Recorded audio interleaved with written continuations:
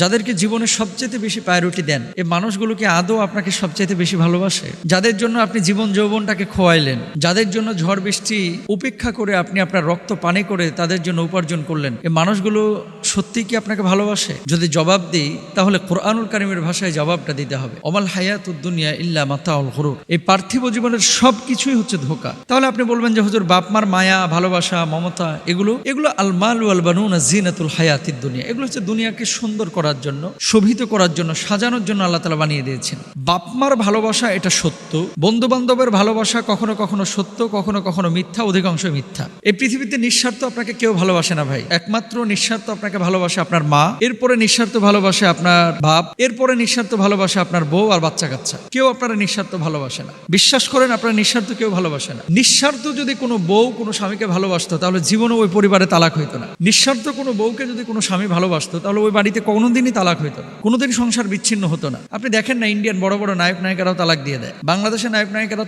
তালাক দিয়ে দিচ্ছে, তাই না? কেন? ভালোবাসার খালি ওপরের ফ্রেমটা দেখি, রূপটা দেখি, আন্তরিকভাবে আসলে ভালোবাসা স্বার্থ ছাড়া কেউ বাসে না। আপনি আপনার বন্ধুর কথা বলছেন, 5 দিন আপনার বন্ধু হোটেলে বিল দিচ্ছে, 6ষ্ঠ দিন আপনি বিল দিয়েন না, দেখবেন আপনার সাথে আর ভিড়বে না। প্রতিদিন এসে খাওয়া যায়, কয়দিন খাওয়াবো এইভাবে? বিপদে পড়েছেন, 20,000 টাকা ঋণ চেয়েছে, আপনি আপনার বন্ধুকে দিতে পারেন নাই, কোনো কারণে মিস হয়েছে, দেখবেন 3 দিন পর আপনার ফোনই ধরবে না, অথবা আপনার নাম্বারটা ব্ল্যাক লিস্টে ফেলাই দেবে। কারণ কি? পান নাই তার কাছ থেকে কিছু। আর আপনি যদি আপনার বন্ধুটাকে চিনতে চান তাহলে যান জেলখানায়। জেলখানায় যাওয়ার পরে দেখবেন, আমরা দেখেছি অনেক আলেম ওলামা জেলখানায় যায়, তার কাছের যে বন্ধুটা, এই বন্ধুটাও তার বাড়িতে খবর নেয় না। কেন নেয় না? এখানে একটা কারণ আছে। কারণটা হচ্ছে, চিন্তা করে আমি তাকে দেখতে গিয়ে না জানে কোন দিক দিয়ে ফাইসা যায়, না জানে কোন দিক দিয়ে ফেসে যায়। তার মানে কি? এই পৃথিবীটা বড় স্বার্থপর, এই পৃথিবীটা বড় কঠিন জায়গা। এই পৃথিবীটা যখন আপনি এসেছেন, পৃথিবীতে একা এসেছেন, আপনার সাথে কেউ আসে নাই, মায়ের গর্ভ থেকে একা এসেছেন। আর যখন আপনি এই পৃথিবী থেকে বিদায় নিয়ে চলে যাবেন, তখন কিন্তু আপনি একাই যাবেন। তাহলে কি নিয়ে যেতে হবে? আল্লাহ রাসূল সাল্লাল্লাহু আলাইহি ওয়াসাল্লাম বলছেন, ওই যে 4 পায়া পালকিটা দেখা যায় মসজিদের, খাটিয়া, এই 4 পায়া পালকিতে করে যখন আপনাকে কবরস্থানে নেওয়া হবে, 3টা জিনিস আপনার সঙ্গে যাবে,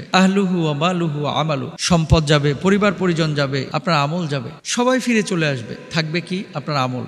সুতরাং আপনাদেরকে আবারও বলি, এই পৃথিবীতে কেউ আপনার সঙ্গে থাকতে পারে সাময়িক, স্থায়ীভাবে কেউ থাকতে পারবে না। স্থায়ীভাবে যদি আপনার কোনো বন্ধুর প্রয়োজন হয়, তাহলে বন্ধুত্ব করবেন আপনি আমলের সাথে। যদি আমল নিয়ে কবরে যাইতে পারেন, আপনি সফল কাম। আপনি দুনিয়ার সবকিছু পেয়েছেন কিন্তু আল্লাহকে পান নাই, আপনি ঘোড়ার ডিম কিচ্ছু পান নাই। আপনি দুনিয়ার কিচ্ছু পান নাই কিন্তু আল্লাহকে পেয়ে গেছেন, আপনি দুনিয়ায় সবচেয়ে বড় সফল কাম। আমরা রাজা হতে চাই না, আমরা ধনী হতে চাই না, আমরা বাদশাহ হতে চাই না, রাষ্ট্রপতি প্রধানমন্ত্রী হতে চাই না, আমরা চাই আল্লাহর সন্তুষ্টি। জান্নাতে ঢুকতে না পারলে আপনি ব্যর্থ, জান্নাতে ঢুকতে না পারলে আপনি খবর আছে, পুলসিরাত পার না হতে পারলেই সমস্যা আছে, শেষ, সব শেষ। ফেরাউনের কথা মনে করেন, কত বড় প্রতাপশালী, এক হুকুমে সারা বিশ্ব জয় করে ফেলে, শেষ, ও যাইতে পারবে না জান্নাতে, শেষ।